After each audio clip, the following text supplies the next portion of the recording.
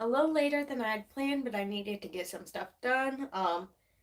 Trying to get stuff done. But then I'm like, you know what? It's getting late. I need to go ahead and do this.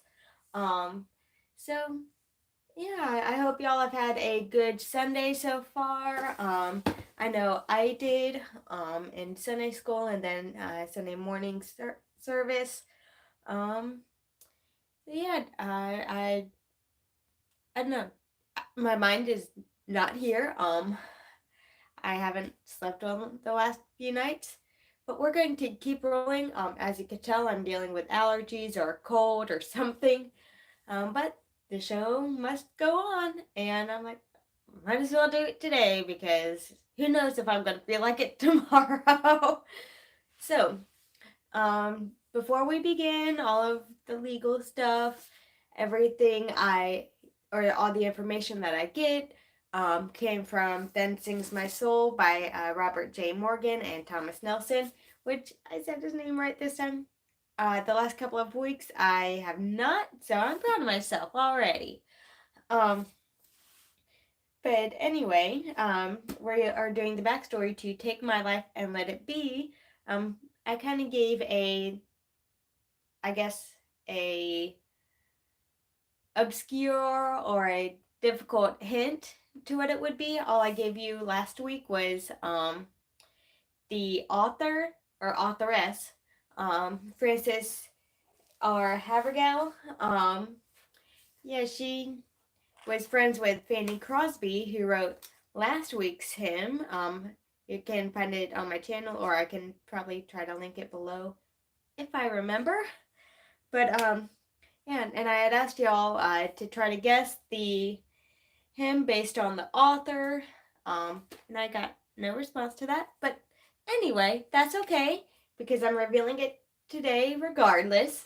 We have Take My Life and Let It Be by Frances R. Havergal and Henri A. Cesar Milan, I guess. I think it's a French name, so we're going to go with that. It was written in 1874. Now, I guess I don't know who in the friendship wrote hymns first, Fanny Crosby or Frances, but yeah, they encouraged each other and each other's work. So I thought that was pretty neat. But Frances Havergal wrote this hymn all on her own. No input from anybody else. Um, it doesn't say if she let Fanny see it first or not. But anyway, when she was 36, serving the Lord for many years, she still felt like she was missing something in her Christian life. Then someone, I'm assuming a friend or an acquaintance, sent her a little book called All for Jesus, which really gave and reiterated the importance of a full surrender to Jesus. All of your life, your goals, your plans, your dreams, every inch and corner of your life. We talk about giving ourselves to Jesus, leaving no mental room. Pretty much the illustration goes, your mind and your body are like rooms, you give Jesus all but that little closet in the back room. And that's the part he wants to clean up the most. So that's what that reminded me of when I read this. Let's see, soon after that, she had made a fresh start and a full consecration to the Lord, of full surrender, so to speak. Let's see, when she was asked about this experience years later, she was quoted to say, "Yes, it was on Advent Sunday, December 2nd, 1873. I first saw clearly the blessedness of true consecration. I saw it as a flash of electric light, and what you see, you can never unsee. And what you see, you can never unsee. Sorry, I was stumbling over my words. Um, and the most important part, and I actually have it underlined in the book, there must be full surrender before there can be full blessedness. So, not long after this experience, she found herself spending some time together in a house with about 10 other people. Um, some were Christians, some were not. And the ones that were Christians, she felt like they weren't fully surrendered to Christ. They didn't know the blessedness of full consecration. And she remembered praying, Lord, give me all these in the house. Or something along those lines. And after that prayer, she went to work. Excuse me, I'm sorry. Excuse me. Like I said at the beginning, I haven't really slept that well, battling a cold, so I'm sorry for the yawn. After she prayed that prayer, she went to work witnessing, telling all in the house about Christ, wanting to see them saved, wanting them to live a full, surrendered life, including their heart and minds. And before she left, all 10 were yielded to Christ. Like they fully surrendered and everything. And the last night of her visit with these 10 other people, she was so excited that all were converted that she couldn't sleep. So that's when she wrote the hymn, or the words, the lyrics to Take My Life and Let It Be. Now, in the years following this writing, she frequently uses him in her own devotions to help, I guess, illustrate is the right word. Illustrate the blessedness and the freedom of full surrender. She would especially use this if she'd had the opportunity to speak on December 2nd, the anniversary of her full consecration. And she went on to really ponder the words that she had wrote. Take my voice and let me sing, always only for my King. And with that pondering and praying that she did, she felt led to give up her more secular concerts that she would be part of, that she would sing in, or even solo sing. So she, had to remind myself by looking at this. Her voice was in full demand, pretty much, with the Philharmonic. But after she surrendered her voice, take my voice and let me sing always only for my King, she only sang hymns, psalms, hymns, spiritual songs, pretty much like it says in Colossians 3. On another occasion, she was pondering more of the lyrics that she had wrote. Take my silver and my gold, not a mite would I withhold.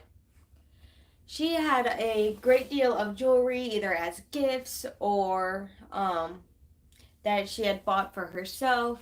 We women, we like to look nice, and there's nothing wrong with that. Like, I'm wearing an earring and necklace set with a bracelet. Like, there's nothing wrong with having jewelry.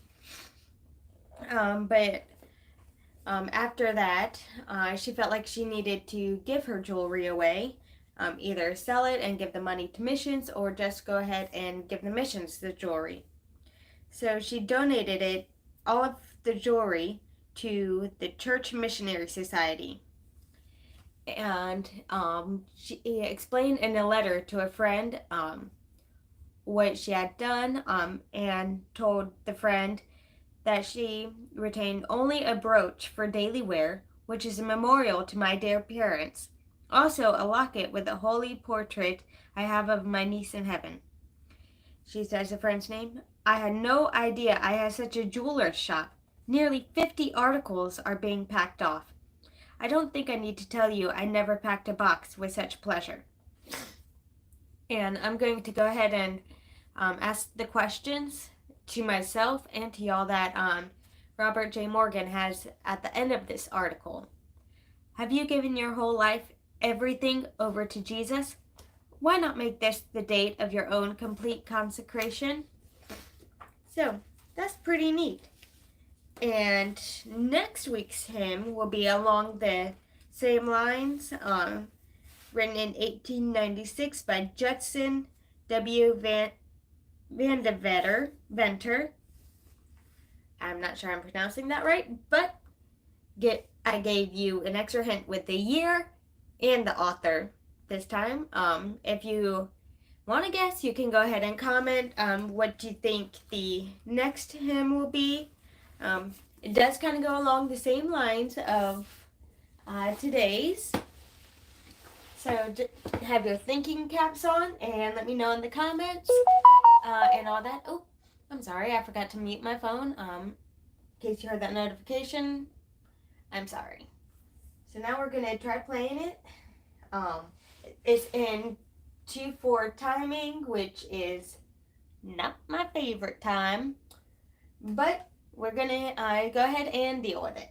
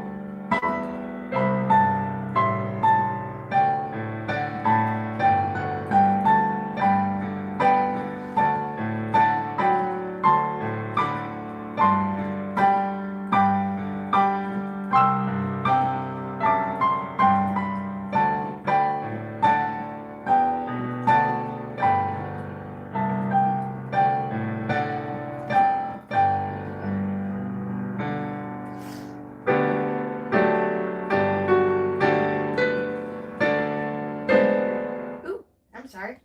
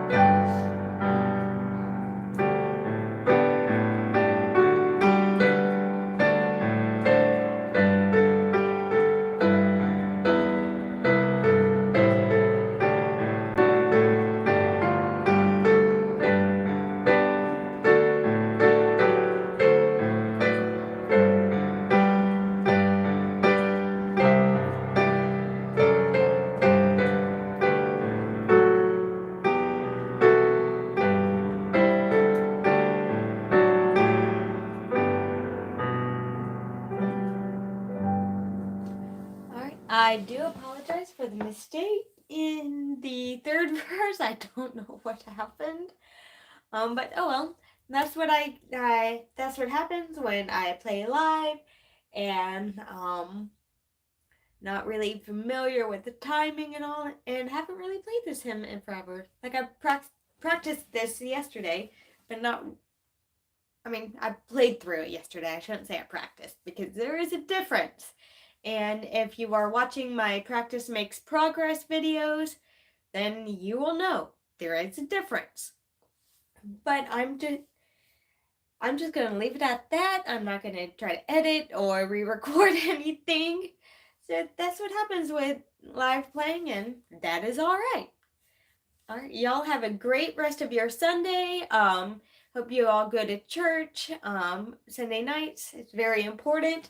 But anyway, I will see you next time. I will for our practice makes progress video, which I'm hoping to record Wednesday. But yeah, I hope y'all have a good rest of your day, good week, and I will see y'all next time. All right, bye.